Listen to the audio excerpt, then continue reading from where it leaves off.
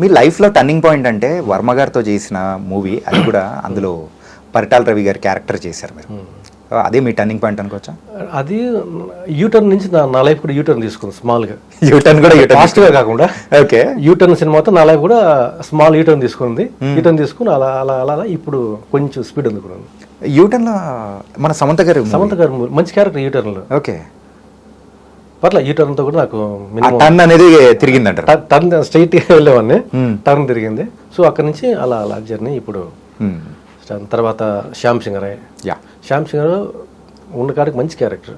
అది ఏంటంటే ఆ దేవదాసీలు ఉన్న టైంలో కూడా మీరు అవును అంటే చూడగానే తీసుకురండి మీరు వెళ్తారు చూసారు. అలాగూ అక్కడ సాయి పల్లవి గారి దగ్గర పాపను లాక్ రావడం, తన కాంబినేషన్. తర్వాత మన మళ్ళీ విరాట్ పర్వం చేసాం మేము. సో ఫస్ట్ విరాట్ పర్వం, తర్వాత శ్యామ్ సింగరాయ్. ఓకే, సో అవన్నీ నాకు ప్లస్. ఎందుకంటే సోలో, ఇప్పుడు చిన్న క్యారెక్టర్ అయినా సోలో క్యారెక్టర్. ఇప్పుడు మన టీంలో చేసాం అనుకోండి, సో ఆ టీంలో క్యారెక్టర్ కూడా చాలా వాల్యుబుల్.